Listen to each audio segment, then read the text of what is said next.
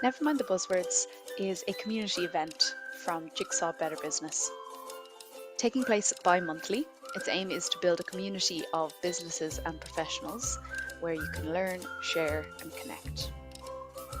It's about going beyond the jargon and coming away from each session with knowledge, tangible tools, tips, strategies, and hopefully an extended network. Each event is focused either on people or a process. In the process sessions, we talk about how we deliver value in our business. Topics here include lean tools and thinking, operational excellence, sustainability, and digital transformation.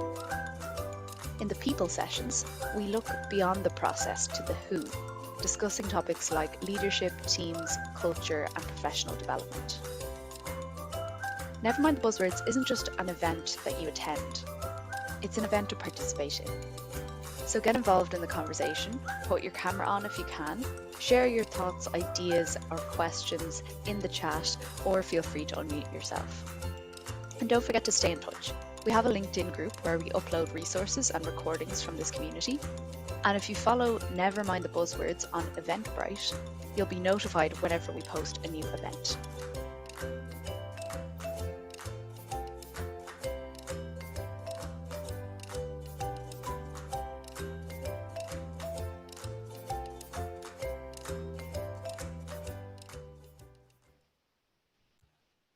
Hiya folks, hope you're all keeping well. My name is Sophie. I'm just going to pop the link in just the LinkedIn group here, just so everyone has access to it there. I'm going to share my screen now, so just give me a shout and let me know that you can all see it okay.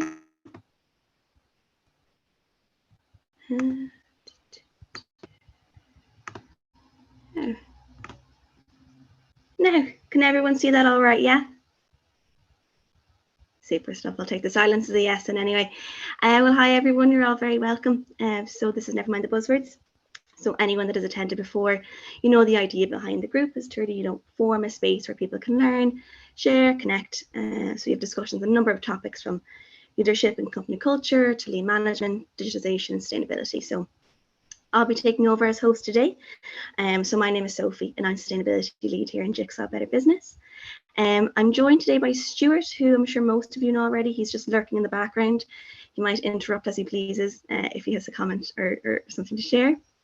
We're also joined by Eve McSweeney from Beach Hut PR. So I'll let her introduce herself in a little while. We'll be going through, I suppose, what communication looks like when we're talking about sustainability, redressing from the internal perspective first, and then looking at how we kind of take that outwards as well. So as with all buzzword sessions, feel free to comment if you have a question, anything you want to share, unmute yourself and ask, and use the chat, wherever possible. If you feel comfortable, leave your camera on. You don't have to. Just be aware that the session is recorded. So no, I suppose, incriminating information there. At the end, I suppose, of the webinar, we will leave time for questions if anyone has anything they'd like to say or ask. But we'll stop the recording at that time to kind of give you the opportunity to maybe speak a little more openly if you wish to. So we'll jump, I suppose, straight into it and kind of get down to the nitty gritty. So I'll be taking you for the first, I suppose, half of the webinar, and then Eve will take you for then the rest. So the topic of discussion today is, sustainable communication, and that's what we'll be discussing this morning. And I suppose how we can do it in a way that's, authentic and credible, but it's also engaging and that kind of captures people's attention. So I suppose in a nutshell, sustainable communication means, integrating sustainability into a communication strategy or framework by telling your stakeholders about your environmental impact, sustainability ethos, impact mitigations and reduction strategy. So I'll be taking you through what that looks like from an internal perspective, and how communication will or might be shaped in the future by legislative change. Eve is going to focus on how to navigate, I suppose, a good word for it is the sustainable communications, maybe through the media lens and perspective, and what that might look like for you, the business. So making sure that, that engagement stays up. So before we kind of jump into it, we might kind of have a little chat about, I suppose, the benefits of good sustainable communication, and so we kind of already have an idea of what that might look like if you're an outsider looking in, what the benefits are in terms of visibility and what that means to you as a consumer. But it does have, I suppose, benefits for the business itself, either intrinsic and extrinsic. So I suppose the first one we'll kind of address is, the boost in employee satisfaction. So I suppose in a perfect world, employees want to work in a place that has, a similar ethos or way of working that we do, that they support the same morals and social, I suppose, justice that we would also support. So employees generally want to be part of an organisation that is actively upholding sustainability initiatives and, I suppose, making serious strides in mitigating their environmental impact. So in 2020, there was a survey done by VentureBeat, and they found that generally roughly 1/3 of respondents said that they would only work for an employer that prioritised sustainability. 35% of those same respondents said it would improve their productivity rates, or they think it would improve their productivity rates.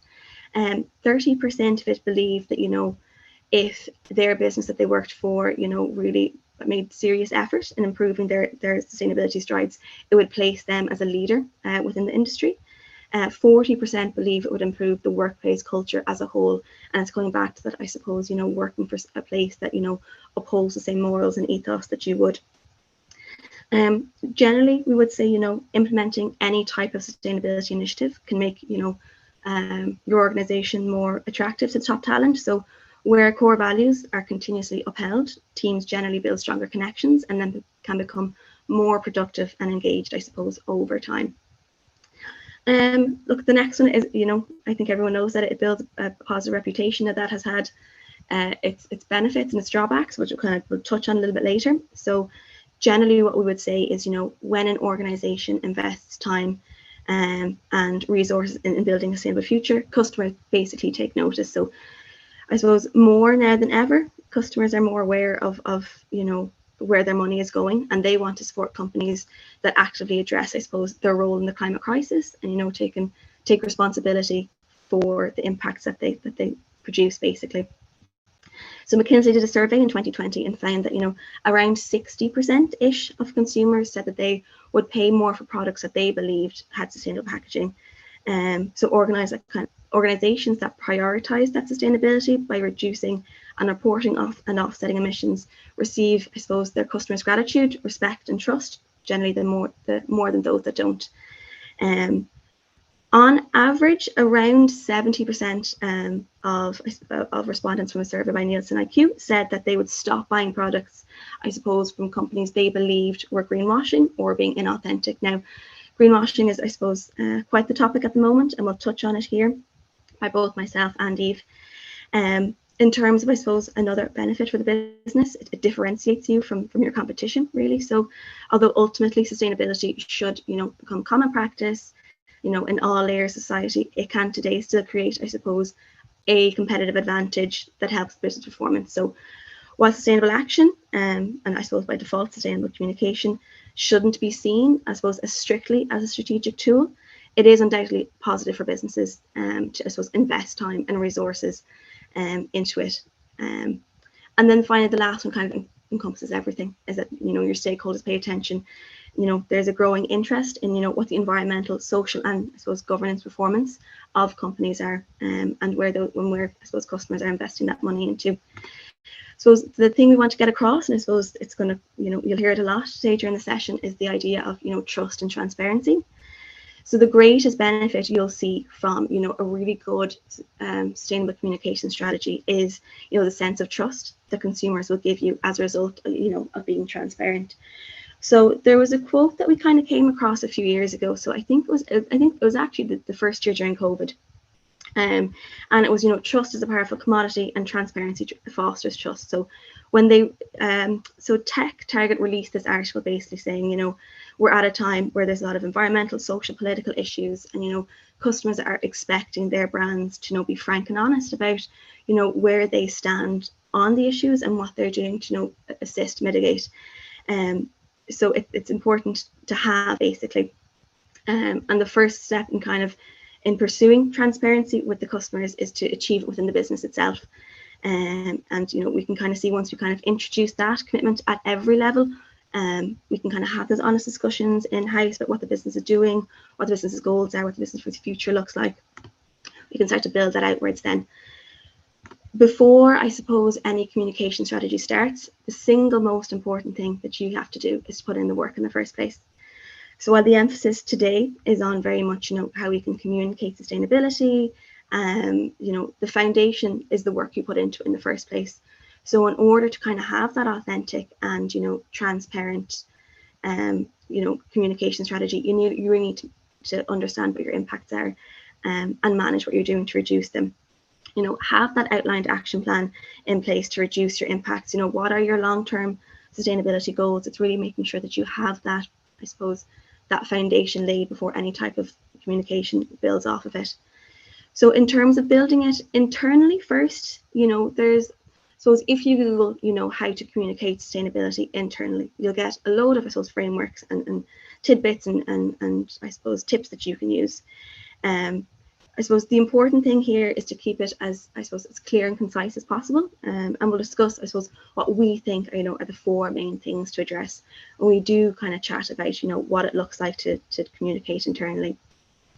I suppose the thing to bear in mind that any type of external communication is really built off of the internal one that you have in place first. So once that robust framework is in place, the emphasis is, on making sure that the word is out there, basically. So transparency, as I said, the word of the day. Most businesses are far from perfect, and for the most part, the people who you work with, the people that work for you, don't expect you to be. Employees generally do, however, appreciate when companies, make active steps in addressing their pitfalls, and actively acknowledge where they are falling short. So when addressing environmental concerns, it's important, emphasize how your company, how you plan to continuously improve, how you set clear goals, what are those reachable targets, how, tell people about how you plan to achieve them, and how, most importantly, you plan to measure them. We would generally say why optimism is great, and with sustainability, we should try to reach for the stars. When it comes to organising that business action plan, it is important that, it is as realistic as possible, that, we have realistic goals with, accurate timeframes attached to them, and that is the priority for being transparent. In terms of sharing your motivations, you'll see if you've ever been to a talk on, sustainable communications, they call it, how to share your sustainability story. And the reason they kind of phrase it like this, the reason we phrase it like this, is because it's an easy concept to understand sustainability as a journey. And this is the best place to start at the beginning. So tell people, I suppose, where and when you started. So what is your motivation for change? And it can generally come anywhere, and you should identify, I suppose, what influenced you or who influenced you. Maybe reflect on why you're, starting your sustainability journey. Perhaps you find that, the waste you're producing is, unmanageable and it is super costly. Or maybe, you find that scarcity is actually really affecting your ability to source your raw materials. Or, maybe you're just felt inspired by the work that others were doing. Or even, there's legislation coming in the pipeline. Maybe you just wanted to be ahead of the curve and make sure that you're doing everything, I suppose, before everything kind of comes into place. It's important that wherever you started, though, make sure that you share your passion and purpose with those that you work with.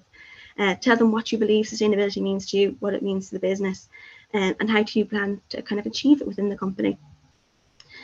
So the avoid jargon and the buzzwords, and this can be really, really tricky to navigate. So I'm sure, as so many of you know, even just from general discourse with peers, stuff written in the news, the conversation surrounding sustainability and environmentalism is really, it's chocked full of terms like, eco and environmentally friendly and green. I suppose be careful of your maybe over-reliance on terms like these when you describe what your business is doing. They actually don't do anything to quantify the work that you're doing. Instead, look, you may find it beneficial to simply state your efforts in a way that defines the issue as is, and really look to kind of humanize the work that you as the business are looking to do. As with anything related to sustainability, and I'm sure Eve will chat to you about this in a little bit, the language you use is really important, and this starts from within the company. So making sure you use that clear, concise language, avoid using confusing terminology. There is, I suppose, it can be funny when, coming from a science background myself, but to kind of feel the need to almost convolute the language, really scientific terms, to kind of make what you're doing sound justifiable or authentic. But really, the sign that you're doing something right and that the good framework is in place is if you can explain it in layman's terms. layman's terms. So make sure you're doing that. The last one is to quantify your efforts. So, we should be making every effort possible to provide employees with, tangible, factual information about, what the business is doing in mitigating their impacts. Generally associating facts and figures to our efforts allow, the people that we work with to kind of clearly see, what we are doing, how are we doing it, what the effect is on the natural world. But I suppose before we even get to the nitty-gritty of quantifying it, it becomes important, what are we actually looking for? You can quantify a number of things in your business. I suppose the focal points that you might find are the easiest to focus on, and maybe are stuff like energy consumption, waste generation, water management, carbon emissions. Once you've measured what those are, you can kind of start to understand the significance of your efforts. The information that you decide to share with with the employees, and then I suppose with the customers after that, will depend on how you are measuring your impacts. There is a tendency, I suppose, to once you begin to quantify things, to highlight the really good things and what you're doing really well, and to maybe ignore or maybe not acknowledge the stuff that maybe doesn't make us look as good. It's important to nearly have full disclosure here, and it comes back to this idea of being transparent. Even if there's something that maybe you're not doing so well at the moment in, it is important to build an action plan from that and make sure that those you work with know about it. So within the business, what should it actually look like? So generally, when it's done correctly, efficient internal communication should come in two forms, really. So it should be, first one should be, a one-way channel of communication through published reports and sustainability policies. We'll chat about what this might look like from a legislation perspective in a little bit, but this is where you'll find your facts and figures, your action plans on paper, laid out clearly for those that you work with to see. The other way is just as important, but it should be that active, engaging discussion on particular subjects surrounding sustainability. Generally, we would kind of all agree that environmentalism and sustainability is a super complex issue, and it's really important to have those open and frank discussions on it, and maybe shine a light on some of the more complex, I suppose, intricacies of it. So in any sustainability plan or strategy, internal communication plays a vital role. In order to plan, I suppose, and develop sustainability, it's a fundamental that we allow, I suppose, people to speak openly and honestly and to express themselves. And if they find there's an issue, that they have the floor to address those with those that they work with. So I'd kind of mentioned that we would touch on the legislation side of things and where we're kind of looking in terms of national and international standards. So there's CSRD. I'm not sure what, I suppose, everyone's current knowledge of it is, but it is, it's the Corporate Sustainability Reporting Directive. So I'm sure some of you might have heard of it already. It'll require companies to report on, how sustainability issues such as climate change impact their business, and also how their business in turn affects people and the planet. The goal of CSRD is really to help investors, civil society organizations, customers, any other stakeholders in general, to evaluate the sustainability performance of a company, and then to make a decision for themselves based on that information to decide, look, is this a business that I want to invest my time and money in? So when it comes time for certain businesses to, I suppose, disclose and report on this, and we will, I suppose, define on who needs to report on it. You're reporting on issues such as, environmental matters. Social impacts is super important. The treatment of our employees and those in our community. Our respect for human rights, anti-corruption and bribery, the diversity of company boards, and this is in terms of age, gender, educational background, professional background. We'll need to report on these things, I suppose, in a number of different ways. So it'll be qualitative information and quantitative. We'll be looking ahead to the future, seeing what our action plan is going forward, and also maybe having a retrospective look at what we've done so far. And it is based on, I suppose, the short, medium, and long-term goals of the business. In terms of who it applies to, so it was introduced this year, so almost 50,000 companies are expected to be impacted by this legislation, and it's about 3/4 of businesses within Europe.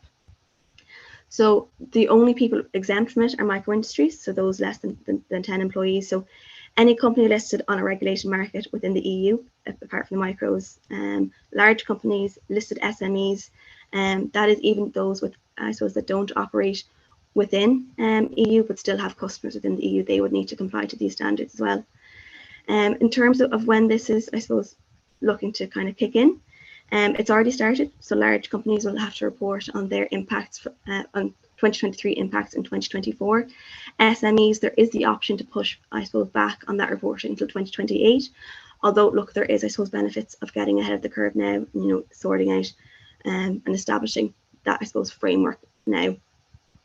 So I suppose the important thing, well, not the important thing, there's loads of important things, but something we really wanted to kind of hone in on when we kind of talk about communication is, is the idea of greenwashing.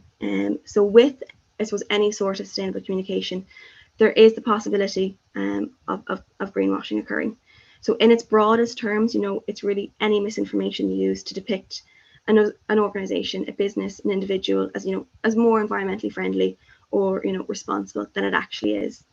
So it kind of came about in the 1980s, and I think a man, I think his name was Jay Westerfeld, he kind of coined it, and it was basically a term that's being used for when a business is generally dishonest about, how they represent themselves, and when they do so is more sustainable than they are. It kind of came about as, stakeholders, kind of customers, the general public began noting that, business, we expect businesses to be sustainable and to have green initiatives, and customers want to support those. So some companies kind of decided to take advantage of that. So some people, who greenwash invest in, serious marketing strategies to promote maybe certain green aspects of their business while overlooking other parts that maybe are less so sustainable. Others outrightly lie, deliberately, misleading customers and regulators with false information. Greenwashing, I suppose, however, is the thing that you kind of want to emphasize here. It isn't always intentional, and sometimes it's the result, of a business believing, we are responsible, we're communicating as such, but unbeknownst to them, their environmental efforts aren't really up to date. They're not as effective as they should be, or maybe just not as comprehensive as they believe they are. So again, in terms of how this might look in the future, looking ahead and how legislation might change this, we're going to chat, I suppose, very briefly about the Green Claims Directive. I'm conscious to not kind of overburden everyone with what the future might look like and to kind of make this feel like a lecture. But I suppose if we're chatting about communication in the future and how it might look, it is important that we do, I suppose, remain cognizant of it. So in an attempt, I suppose, to mitigate the accidental or purposeful, deceitful greenwashing, the European Commission has proposed something called the Green Claims Directive. And it really is that first step to ensuring that claims, are credible, realistic, and externally verified. So I suppose the reason why it's important, we kind of mentioned and touched on at the start that, being green or sustainable is seen, as a significant competitive advantage. Generally we would say, I think it's in the last 5 years, there's been a 70% increase in searches for sustainable goods.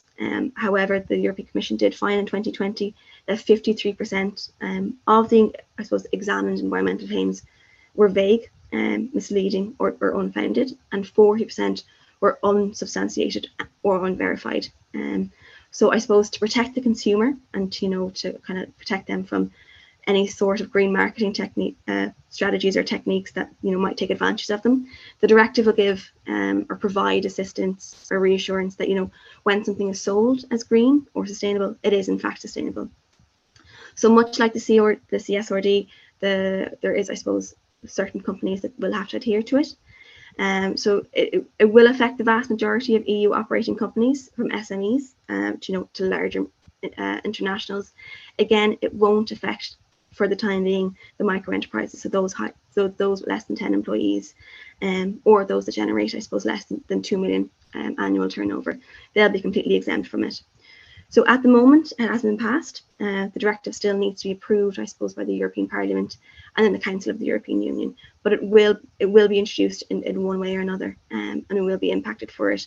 And as I said, this is a good and bad thing. I suppose it's good for the consumer, in that we can now have reassurance that when we buy something, that it is in fact sustainable and green.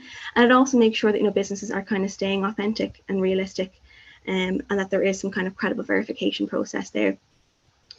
So I suppose for communication to be effective, it really has to be engaging. So I'm going to pass you over to Eve next. So she's going to chat to us about, how do we take into account everything we've kind of chatted about? How do we take into account greenwashing and, making sure we're authentic and transparent, but also to get a sense of who the business is, and make sure that narrative of what the business believes in is still there. So Eve, what I might do is I'm going to pop over to yourself now if you want to start sharing your screen. Great. Here we are. Can you see that? We can indeed. Perfect. So hello, I'm just going to be talking about how to share your sustainability story with the media and beyond. So about me, just a quick intro. So I'm an account executive at Beach Up PR, and I work with a wide range of companies from multinationals to tech startups, engaging with creative and insight-driven PRS strategies, thought leadership, and human-centric storytelling. And I really do believe in the power of communication to drive positive change and sustainability. So my interest in sustainability started when I was younger. So I engaged with Eco UNESCO. It's like a young environmentalist youth group here in Dublin. And I contributed to various projects that centered around environmental awareness education. And then during my studies of social sciences and cultural innovation in DCU, I dedicated my thesis to exploring the various dimensions of environmentalism and then its impact on society, looking at fast fashion in particular. And since then, I've worked with health tech, supply chain, e-commerce, and envirotech industry clients. And I work with them to develop captivating narratives and secure prominent media coverage for their companies. Beach Up PR itself, we specialize in domestic and international PR, comm strategy, and corporate storytelling services. And we work with our clients on like a diverse range of creative approaches to key comms challenges. So we work with on their comm strategy, their messaging, their international media campaigns, content creation, speaking ops, award submissions, and background briefings. So that is me. So sustainability media, it's no secret that it's become a popular topic in mainstream media in recent years. From climate change to ESG, CSR, sustainability is still relevant and not to be underestimated, particularly as the market becomes more saturated, as more companies come in. This being said, along with the global media landscape, the Irish landscape is changing, and the Irish landscape is following suit. So it's really important to tell your sustainability story in the most effective way, to get media attention, both positive and to avoid negative media attention. So I've come up with 3 guidelines to follow. So be clear, provide evidence, and be sincere in order to communicate your sustainability goals and achievements to the media. So clarity. So Sophie just spoke about, and thank you, Sophie, and thank you in general for having me. Sophie just spoke about greenwashing, but how can we avoid that? So to ensure that whoever's writing about the company and about your sustainability goals, make sure that they're properly briefed with the right information. This is key. So it could be either the journalist you're speaking to, a copywriter for your website, or your social media manager. You need to make sure that the information they have is accurate and that they have the necessary context, and to avoid buzzwords. So buzzwords, the name of this webinar series, you need to avoid them. They could be tempting because of SEO and just generally trying to get clicks, but they're super ambiguous, and there's usually a lack of clarity identifying these terms like eco-conscious, environmentally friendly, green, natural, earth-friendly. And then recently, offsetting is one I've been seeing a lot in the media that journalists are moving away from. What do these mean? They don't have a direct explanation. Like, the idea of natural is so vague. So if you're going to be using them you need to offer your own clear and relevant explanation, as well as evidence of what these terms represent in the context of your company or practices. Evidence is the next one. Greenwashing was definitely possible in the past, as Sophie said, but consumers are becoming more and more informed, and so are journalists. If you want to be an authority in your sector, evidence is key when backing up any environmental claims. It's really a must. As me and my colleagues pitch environmental correspondence, one thing we see coming up time and time again is the need for hard data in order to make your story particularly impactful and of interest to a journalist, but also to make sure it actually gets covered in the first place. And then sincerity. So basically, sustainability is an ongoing journey. So in order to express that, you need to be personal and make sure it's engaging. And illustrating your sustainability initiatives and distinctive features of your journey are key, as well as the ideals that motivate your dedication to sustainability. So how do you do this? First of all, make sure it's accessible to all. So don't use too much jargon. Like I come from a comms perspective, so from a comms background. So really, there's nothing that loses me quicker when I'm, say, think of your favorite teacher or lecturer when you were like sitting in a lecture hall and they start using all of this jargon. You get lost and immediately you're not interested anymore. So it's about avoiding that jargon, because ultimately you want to get your message across. So that is key. As well as making it accessible in general and knowing your audience as well. So if I'm talking to a journalist, say Kevin Sullivan from the Irish Times, he is their environmentalist correspondent. I'm not going to explain anything to him because I know he knows more than me than I do at sustainability. So it's just about being clear and concise and knowing your audience in general. But sometimes we mess up and it's difficult to demonstrate a long-term commitment to environmental responsibility. So if a comms crisis does occur, like if you're accused of being greenwashing, or if you're accused of something in general regarding environmentalism, first of all, just acknowledge your shortcomings and make sure your company's initiatives and practices and limitations are known. So basically apologize. Don't try to cover it up. It never works. Be honest is key. Transparency is the running theme throughout all of this. When speaking to the media, let your enthusiasm shine through and use the opportunity for what it is. It's a chance to educate your audience about environmentalist concerns at hand and the steps you personally are taking to address them. And then come across as like a thought leader in your space. So a thought leader, a bit of a comms term, come across as an expert in your space, knowing what you're talking about. This is a great opportunity. Seize it as an opportunity to educate your audience.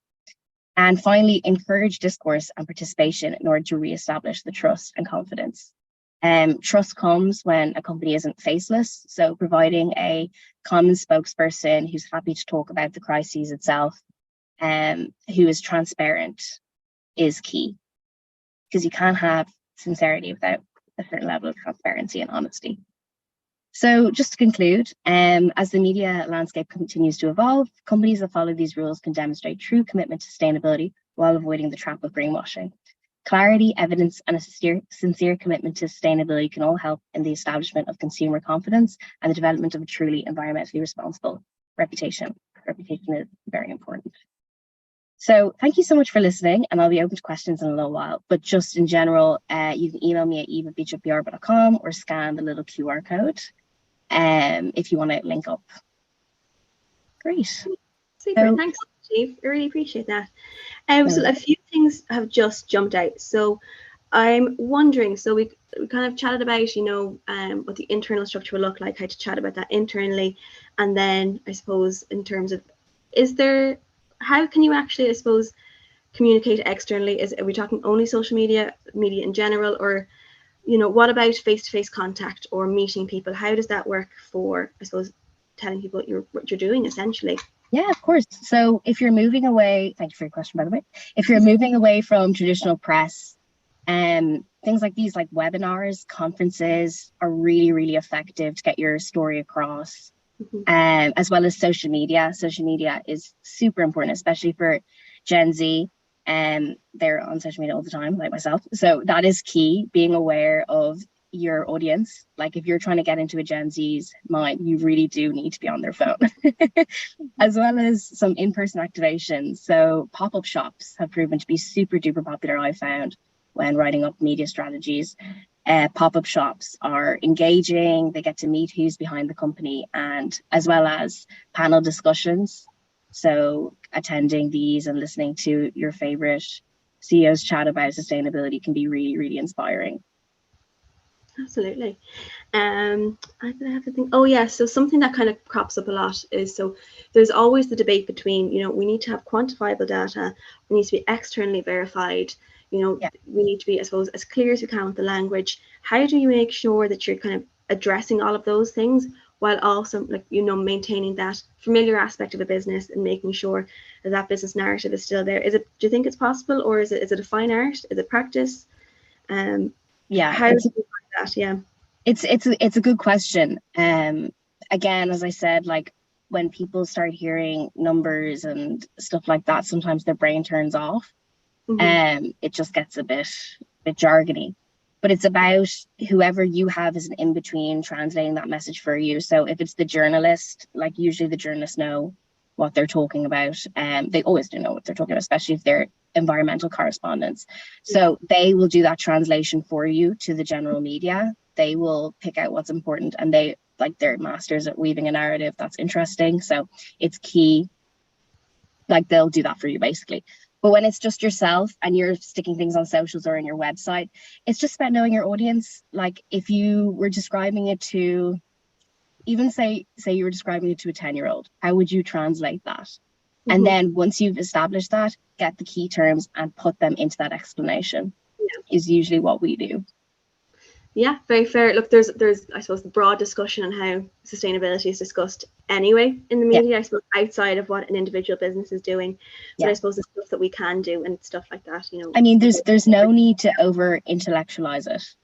Yeah, because absolutely. It needs to be accessible for change to come about. Super. I have just a question here from Matthias.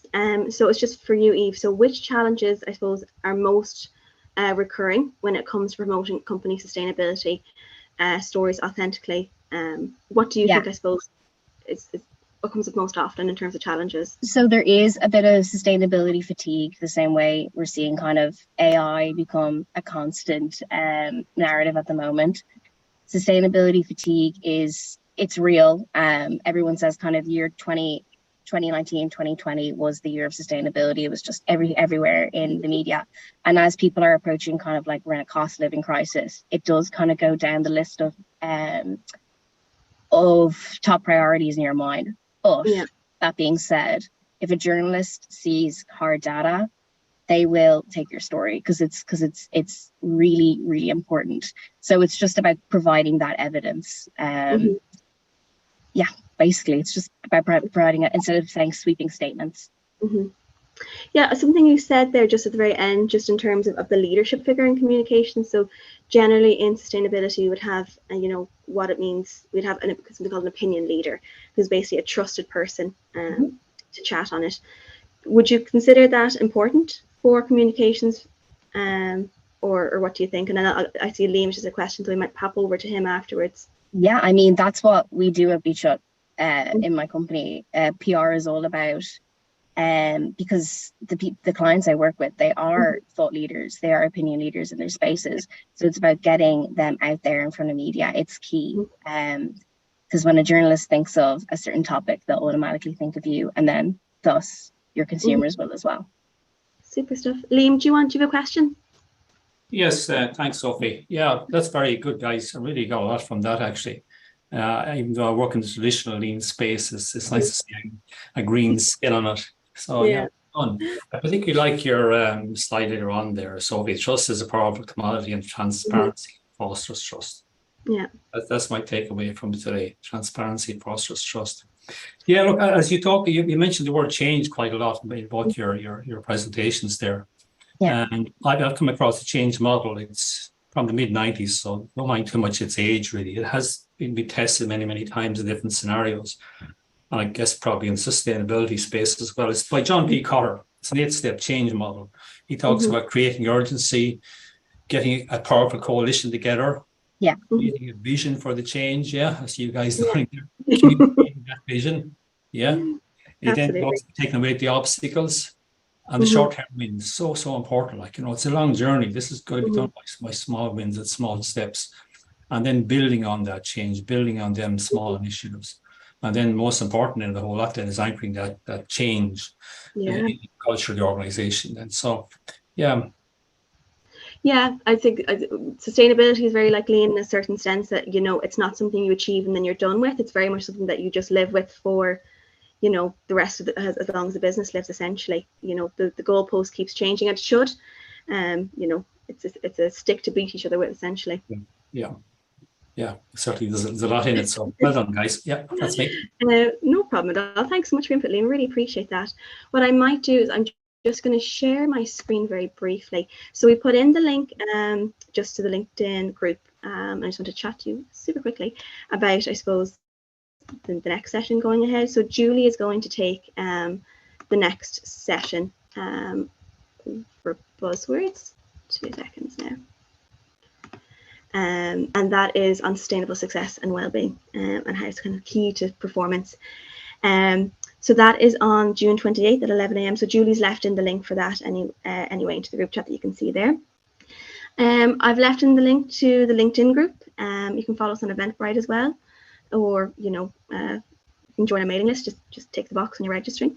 If you have any questions at all, or any thoughts and ideas and just want to get in touch, you can just give me a shout. My email is on the I suppose on the screen there. I do want to thank you for joining. I know this is summertime, and as I seen the good weather come out today, I wasn't sure, but I do appreciate you all coming. Again, any questions or contacts or anything to say, really, just reach out. We might stop the recording now, Stuart, if that's okay, and we can leave the floor open.